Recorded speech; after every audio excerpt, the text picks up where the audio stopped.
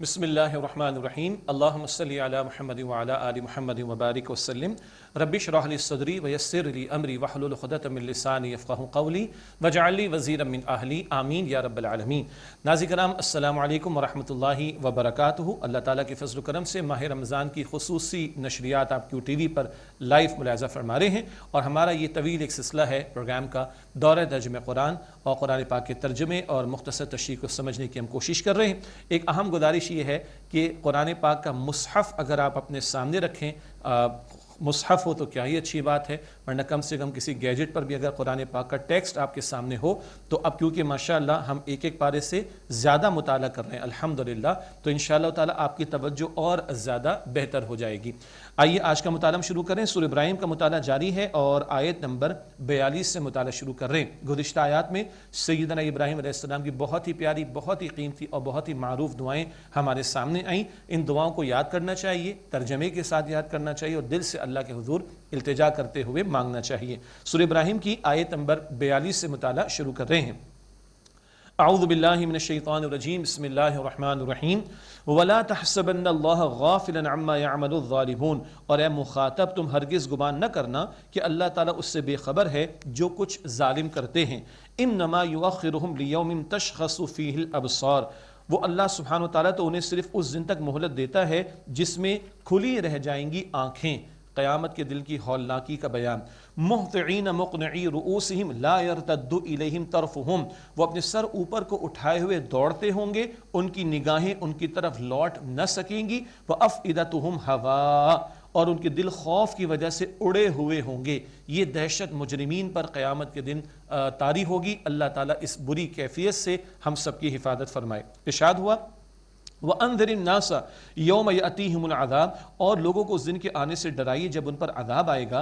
فَيَقُولُ الَّذِينَ ظَلَمُوا رَبَّنَا أَخِّرْنَا إِلَىٰ أَجَلٍ قَرِيبٍ، تو کہیں گے وہ لوگ جنہوں نے ظلم کیا کہ اے ہمارے رب ہمیں ایک تھوڑی مدت کے لیے مہلت دے دے۔ نُجِبْ دَعْوَتَكَ وَنَتَّبِعِ الرُّسُلَ، کہ ہم تیری دعوت قبول کر لیں اور ہم رسولوں کی پیروی کریں۔ اس وقت تو مہلت مانگنے کا کوئی فائدہ نہیں ہوگا۔ فرمایا جا رہا ہے اَوَلَمْ تَكُونُوا أَقْسَمْتُم مِّن قَبْلُ مَا لَكُم مِّن زَوَالٍ، کیا تم اس سے پہلے قسمیں نہیں اٹھاتے تھے کہ تمہارے لیے کوئی زوال نہیں، ہمیں کوئی موت نہیں آئے گی، ہمیں کوئی نہیں پوچھے گا؟ پہلے تو تم بڑے بلند بانگ دعوے کیا کرتے تھے۔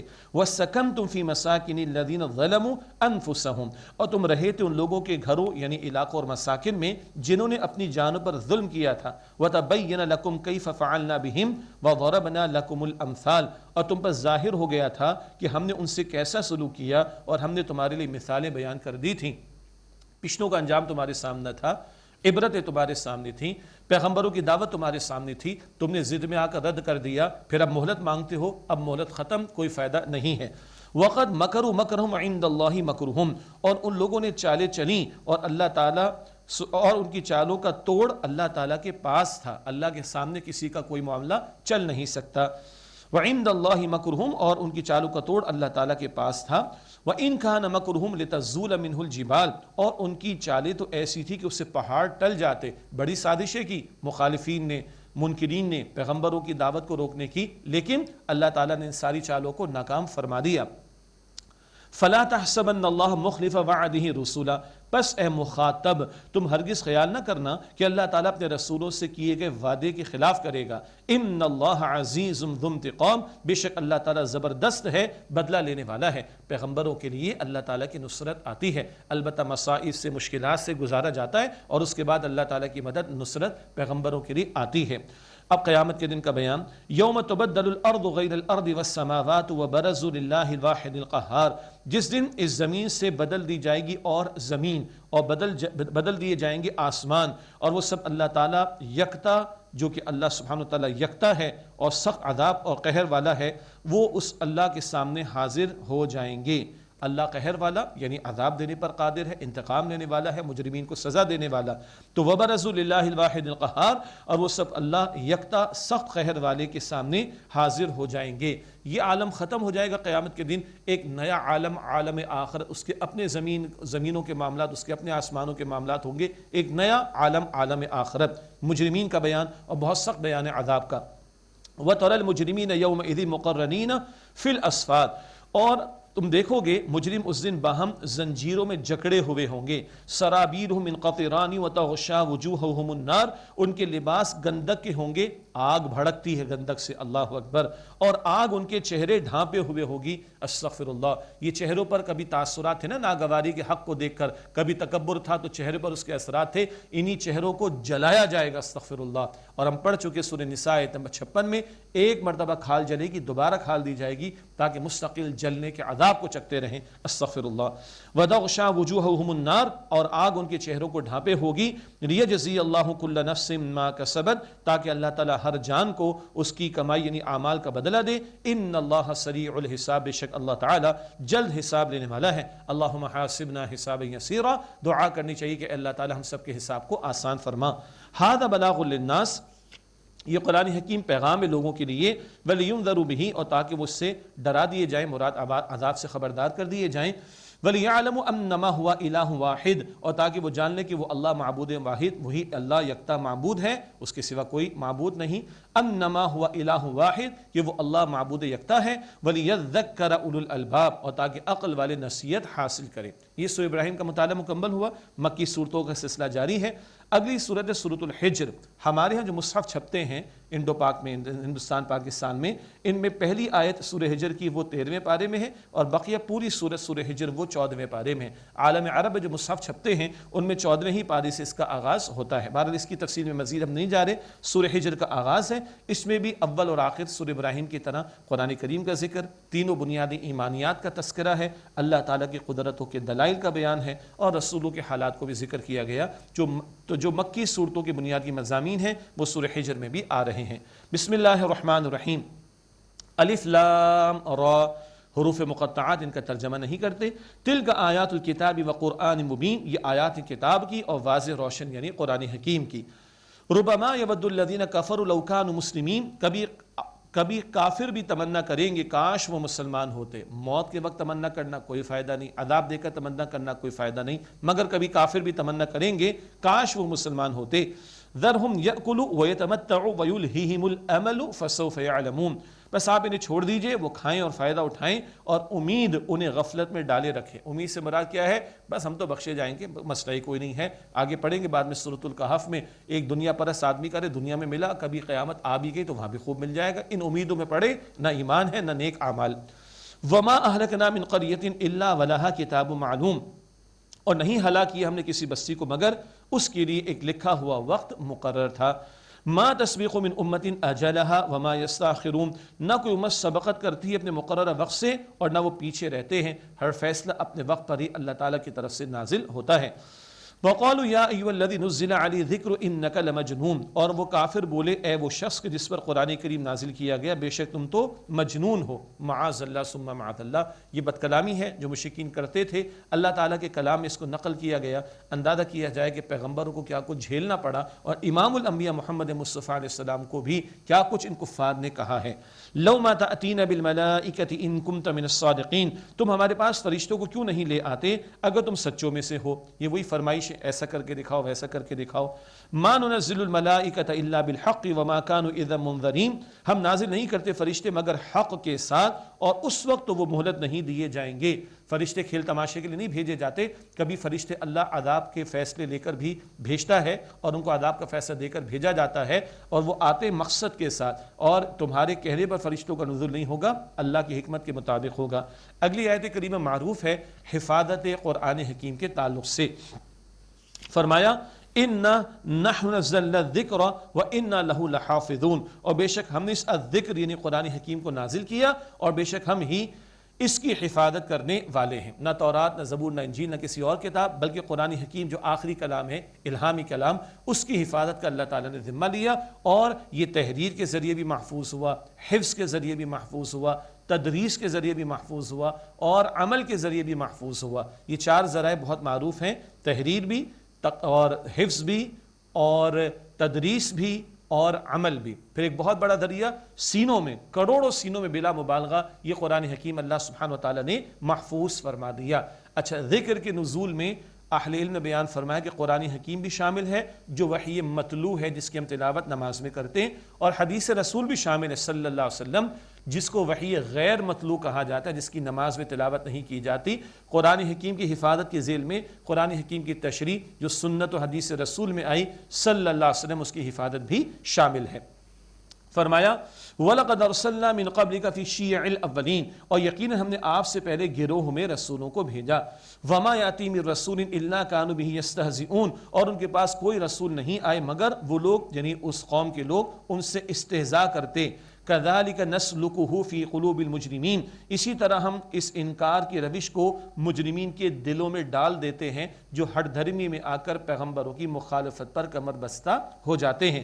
لا یؤمنون به وقد خلت سنت الاولین، وہ اس قرآن حکیم پر ایمان نہیں لائیں گے اور پچھلے لوگوں کا طریقہ چلا آیا ہے۔ اکڑ، ضد، تکبر، تعصب، حسد میں مبتلا لوگ جانتے بوجھتے پیغمبر کی بات کو رد کرتے ہیں، یہ بات کثرت سے ہمارے سامنے آ چکی ہے۔ وَلَوْ فَتَحْنَا عَلَيْهِمْ بَابًا مِنَ السَّمَاءِ فَظَلُّوا فِيهِ يَعْرُجُونَ، اور اگر ہم ان پر آسمان کو کوئی دروازہ کھول دیں اور وہ اس میں دن بھر چڑھتے بھی رہیں، لَقَالُوا إِنَّمَا سُكِّرَتْ أَبْصَارُنَا بَلْ نَحْنُ قَوْمٌ مَسْحُورُونَ، تو بھی وہ یہی کہیں گے کہ بے شک ہماری تو آنکھوں کی نظر بندی کر دی گئی اور بلکہ ہم تو جادو زدہ لوگ ہیں۔ یعنی ان کو آسمانوں میں چڑھا کر بھی کچھ دکھا دیا جائے تب بھی ہم مان کر نہیں دیں گے، جو تکبر ہٹ دھرمی پر اڑ گیا ہے وہ مان کر نہیں دے گا۔ اللہ تعالیٰ کی قدرت کا تذکرہ، وَلَقَدْ جَعَلْنَا فِي السَّمَاءِ بُرُوجًا وَزَيَّنَّاهَا لِلنَّاظِرِينَ، اور یقیناً ہم نے آسمانوں میں برج بنائے اور انہیں دیکھنے والوں کے لیے زینت عطا فرمائی۔ یہاں برج سے مراد ستارے ہیں اور وہ ایک زینت ہیں۔ رات کی کالی چادر جب ہم دیکھتے ہیں تاریک رات تو خوبصورت نگینوں کی طرح ستارے جو ہے وہ جگمگاتے نظر آتے ہیں۔ وَحَفِظْنَاهَا مِن كُلِّ شَيْطَانٍ رَجِيمٍ، اور ہم نے ہر مردود شیطان سے اس کی حفاظت کی ہے۔ یعنی وحی کے نزول کا جو معاملہ ہے اللہ تعالیٰ اس کی حفاظت فرماتا ہے، اور شیاطین جنات کچھ لینے کی کوششیں کرتے تھے، اللہ تعالیٰ نے ان کو روک دیا اور وحی کی حفاظت کا اللہ تعالیٰ نے اہتمام فرمایا۔ تو ستاروں کا ایک اور اہم مقصد اگلی آیت میں، إِلَّا مَنِ اسْتَرَقَ السَّمْعَ فَأَتْبَعَهُ شِهَابٌ مُبِينٌ، مگر جو کوئی چوری کرتے ہوئے کچھ سن لے تو چمکتا ہوا شعلہ اس کا پیچھا کرتا ہے۔ جنات میں سے کوئی اچکنے کی کوشش کرے تو یہ ستارے ان کو مارے جاتے ہیں۔ ستاروں کا یہ ایک اہم مقصد بھی قرآن پاک میں بار بار آیا اور وحی کی حفاظت کا اہتمام اللہ تعالیٰ نے فرمایا ہے۔ وَالْأَرْضَ مَدَدْنَاهَا وَأَلْقَيْنَا فِيهَا رَوَاسِيَ وَأَنبَتْنَا فِيهَا مِن كُلِّ شَيْءٍ مَوْزُونٍ، اور ہم نے زمین کو پھیلا دیا اور ہم نے اس میں پہاڑ رکھ دیے اور اس میں ہر شے موزوں اگائی۔ ہر شے اللہ تعالیٰ نے موضوع اگائی بھی ہے اور بنائی بھی ہے۔ ہر شے اللہ تعالیٰ نے ہمارے حالات یعنی ہماری انسانوں کی اور دیگر مخلوقات کی جو ضروریات ہیں ان کے مطابق بہترین بنائی۔ آکسیجن کی مقدار اللہ تعالیٰ نے بہت بیلنس رکھی، اسی طرح زمین کا سورج سے فاصلہ بہت مناسب، اگر زمین تھوڑا قریب ہو جائے بھٹی بن جائے، تھوڑا سورج سے دور ہو جائے تو برف کی طرح جم کر پگھل کر ختم ہو جائے۔ خشکی اور پانی کا جو ریشو ہے اللہ تعالیٰ نے بہت توازن اس میں رکھا، تبھی اس زمین پر زندگی برقرار ہے۔ وَجَعَلْنَا لَكُمْ فِيهَا مَعَائِشَ وَمَن لَّسْتُمْ لَهُ بِرَازِقِينَ، اور ہم نے تمہارے لیے اس میں سامان معیشت بنائے اور ان مخلوقات کے لیے بھی جنہیں تم رزق دینے والے نہیں، تمہیں بھی اللہ دیتا ہے، ساری مخلوقات کو اللہ دیتا ہے۔ وَإِن مِّن شَيْءٍ إِلَّا عِندَنَا خَزَائِنُهُ، اور کوئی شے نہیں جس کے خزانے ہمارے پاس نہ ہوں۔ وَمَا نُنَزِّلُهُ إِلَّا بِقَدَرٍ مَعْلُومٍ، اور ہم تو ایک مناسب اندازے سے ہی نازل کرتے اور اتارتے ہیں۔ بہت پیارا مقام ہے قرآن پاک کا، اللہ تعالیٰ کے خزانوں میں کوئی کمی نہیں۔ بڑا پیارا جملہ کسی کا معروف ہے، پتھروں کا زمانہ اس لیے ختم نہیں ہو گیا کہ پتھر ختم ہو گئے، ارے بھائی اللہ نے اور ریسورسز عطا فرما دی۔ آج ہم میں سے کوئی پتھر سے پتھر کو رگڑ کر آگ نہیں جلاتا، حالانکہ پتھر تو موجود ہیں، اللہ نے اور وسائل عطا فرما دیے۔ اللہ کے وسائل اور خزانوں میں کمی نہیں ہے، ہاں انسانوں کی ناشکری، انسانوں کی کرتوت کی وجہ سے ان پر مشکلات آتی ہیں، یا ظالمانہ نظام کی وجہ سے ایک بہت بڑے طبقے تک اللہ کی نعمتیں پہنچ نہیں پاتی، تو ناشکری کے رویے سے بچنا ضروری اور عدل کے نفاذ کی جد و جہد کرنا ضروری ہے، ورنہ اللہ تعالیٰ کے خزانوں میں کوئی کمی نہیں ہے۔ حدیث مبارک میں آتا ہے، بڑی پیاری حدیث مبارک ہے صحیح مسلم شریف میں، یا عبادی 10 مرتبہ اس حدیث مبارک میں اللہ تعالیٰ اے میرے بندو پکارتا ہے۔ اللہ فرماتا ہے میرے بندو، تمہارے سارے کے سارے انسان، تمہارے سارے کے سارے جنات اول سے لے کے آخر تک تمام کے تمام ایک چٹیل میدان میں کھڑے ہو، سارے جن کو آپ امیجن نہیں کر سکتے اور آپ ان کو کاؤنٹ نہیں کر سکتے، تمام انسان تمام جنات ایک چٹیل میدان میں کھڑے ہو جائیں اور سب مجھے پکاریں، اور اللہ فرماتے میں سب کو سب کے مانگنے کے مطابق سب کچھ عطا بھی کر دوں تو میرے خزانوں میں کوئی کمی واقع نہیں ہوگی، بس اتنا کہ سمندر میں سوئی ڈبو کر دیکھو کتنا پانی رکھ کر آیا۔ تو ہماری سوچ میں کمی ہے، ہمارے رب کے خزانوں میں کوئی کمی نہیں ہے۔ اللہ ہمیں یقین عطا فرمائے۔ معاف کیجیے گا۔ وَأَرْسَلْنَا الرِّيَاحَ لَوَاقِحَ، اور ہم نے ہوائیں بھیجی پانی سے بھری ہوئیں۔ فَأَنزَلْنَا مِنَ السَّمَاءِ مَاءً، پھر ہم نے آسمان سے بارش برسائی۔ فَأَسْقَيْنَاكُمُ، پھر وہ ہم نے تمہیں پلایا یعنی پانی۔ وَمَا أَنْتُمْ لَهُ بِخَازِنِينَ، اور تم اس کے خزانے جمع کرنے والے نہیں۔ ہاں ڈیم وغیرہ تم بنا لیتے ہو، لیکن جو گلیشیئرز پر اللہ تعالیٰ یعنی پہاڑوں پر برف کی صورت میں گلیشیئرز کی صورت میں اللہ پانی کو اسٹور کر دیتا ہے، تمہارے بس کی بات نہیں ہے۔ پھر اللہ ان کو پگھالتا ہے اور دریاؤں میں پانی رواں ہو جاتا ہے۔ یہ کس قدر اللہ تعالیٰ کی نعمتیں ہیں۔ وَإِنَّا لَنَحْنُ نُحْيِي وَنُمِيتُ وَنَحْنُ الْوَارِثُونَ، اور بے شک ہم ہی زندگی دیتے ہیں اور ہم ہی موت دیتے ہیں اور ہم ہی وارث ہیں۔ وَلَقَدْ عَلِمْنَا الْمُسْتَقْدِمِينَ مِنْكُمْ وَلَقَدْ عَلِمْنَا الْمُسْتَأْخِرِينَ، یقیناً ہمیں معلوم ہے تم میں سے آگے بڑھ جانے والے اور ہمیں معلوم ہے تم میں سے پیچھے رہ جانے والے۔ کون نیکی میں آگے بڑھ رہا ہے اور کون بدی میں آگے بڑھ رہا ہے؟ اللہ اکبر۔ کون بدی میں پیچھے رہ رہا ہے یعنی بدی کو چھوڑ رہا ہے، اور کون نیکی کو چھوڑ رہا ہے، اور کون دنیا کو ترجیح دیتا ہے، کون آخرت کو آگے رکھتا ہے اور آخرت کو ترجیح دیتا ہے، سب اللہ تعالیٰ کے علم میں ہے۔ وَإِنَّ رَبَّكَ هُوَ يَحْشُرُهُمْ، اور بے شک آپ کا رب انہیں روز قیامت جمع فرمائے گا۔ إِنَّهُ حَكِيمٌ عَلِيمٌ، بے شک وہ اللہ خوب علم رکھنے والا، حکمت اللہ تعالیٰ انہو حکیم علیم، اللہ خوب حکمت والا ہے، علم رکھنے والا ہے۔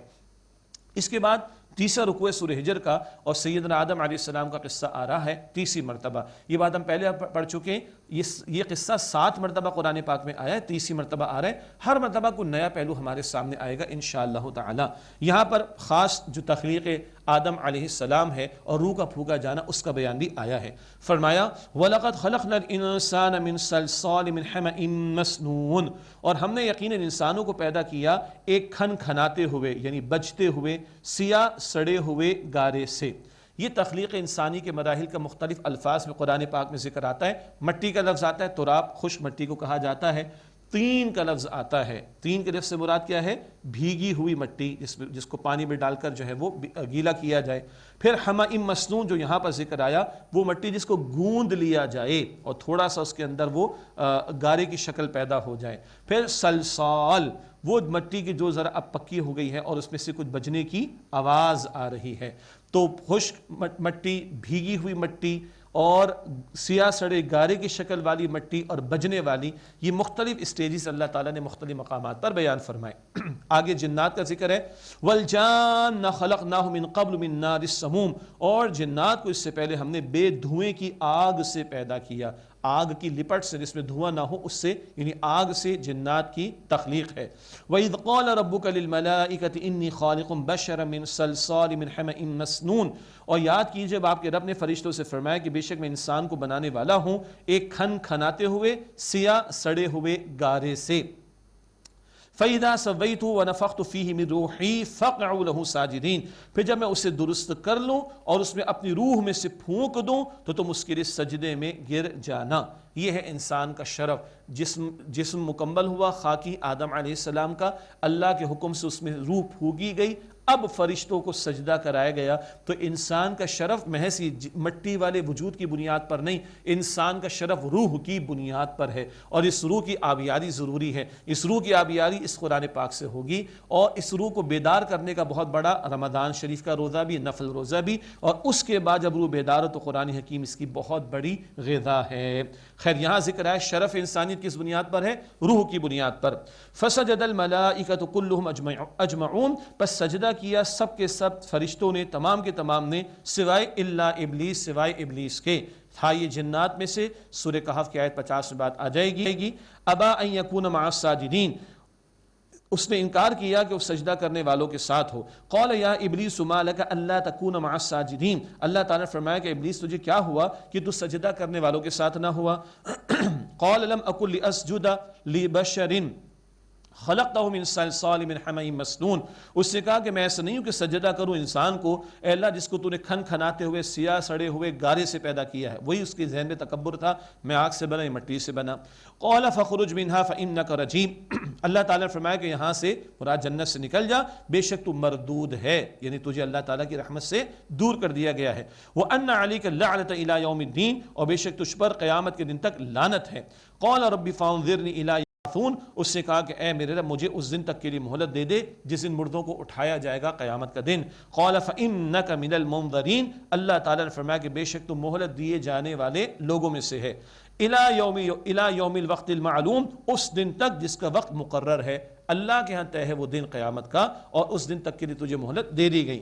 قال ربی بما اغویتنی لأزینن لهم فی الارض ولأغوینهم اجمعین، اس سے کہا کہ اے میرے رب جیسے کہ تو نے میری گمراہ کرنے کا فیصلہ کر دیا تو میں ان کے لیے گناہ کو زمین میں آراستہ کروں گا، اور میں ضرور ان سب کو گمراہ کر کے چھوڑوں گا۔ اللہ اکبر، یہ چیلنج اس نے دیا، میں گناہوں کو مزین کر کے دکھاؤں گا، ان کو گمراہ کر کے چھوڑوں گا۔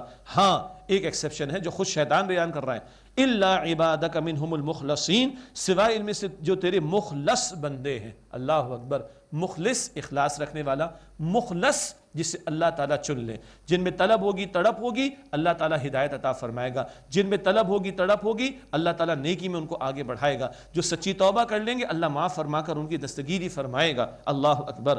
قال ھذا صراط علی مستقیم، اللہ تعالیٰ نے فرمایا کہ یہ راستہ سیدھا مجھ تک آتا ہے، کون؟ جو اللہ ہی کی عبادت پر رہیں، صراط مستقیم پر چلے، وہ اللہ تعالیٰ کو پالیں گے اور اللہ تعالیٰ شیطان سے ان کی حفاظت فرمائے گا۔ اللہ ہم سب کی شیطان مردود سے حفاظت فرمائے۔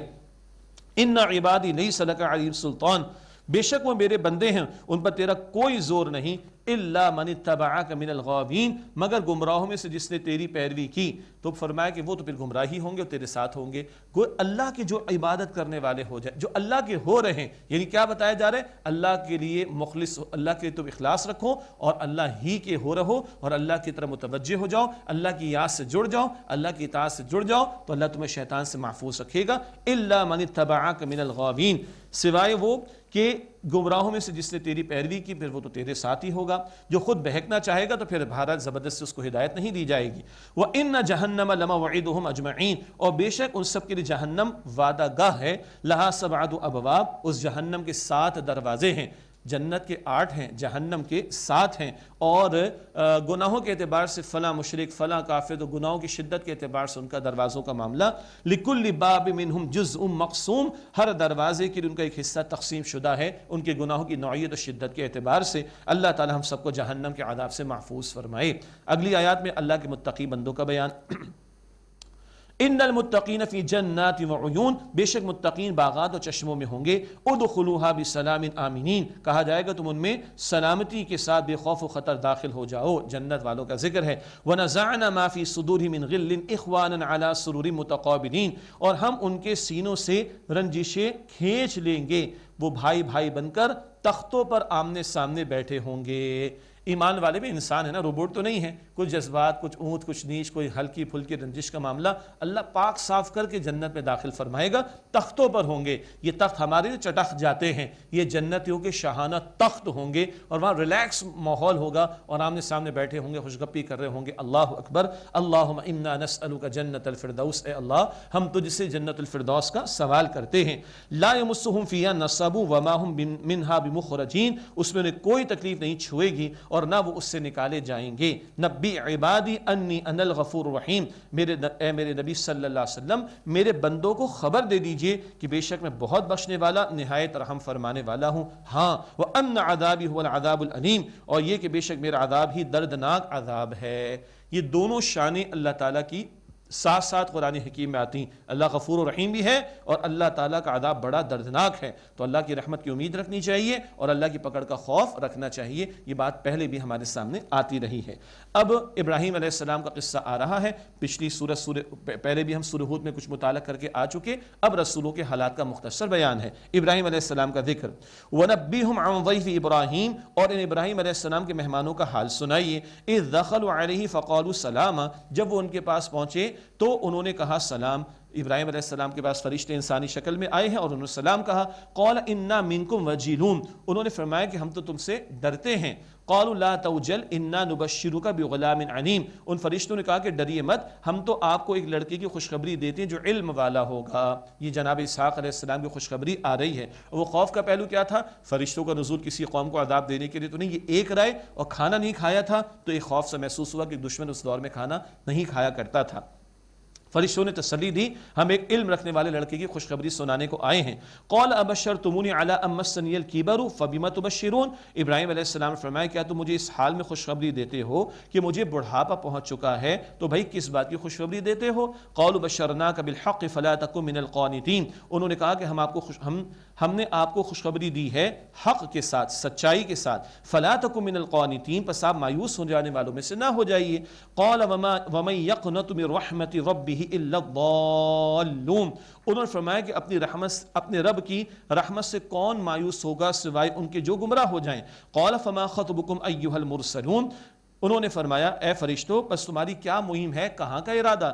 قالوا انا ارسلنا الی قوم مجرمین، انہوں نے کہا فرشتوں نے بے شک ہم بھیجے گئے ہیں مجرمین کی قوم کی طرف. الا آل لوط، سوائے لوط علیہ السلام کے گھر والوں کے. انا لمنجوہم اجمعین، یقیناً ہم سب کو بچا لیں گے. الا امرأتہ قدرنا انہا لمن الغابرین، سوائے ان کی بیوی کے ہم نے فیصلہ کر لیا ہے کہ وہ بے شک پیچھے رہ جانے والوں میں سے ہو جائے گی. اس کے بعد لوط علیہ السلام کی قوم کا ذکر آ رہا ہے، ایک وقفہ لیتے اور اس کے بعد سلسلہ جاری رہے گا انشاءاللہ دورہ ترجمہ قرآن کا. السلام علیکم ورحمۃ اللہ وبرکاتہ.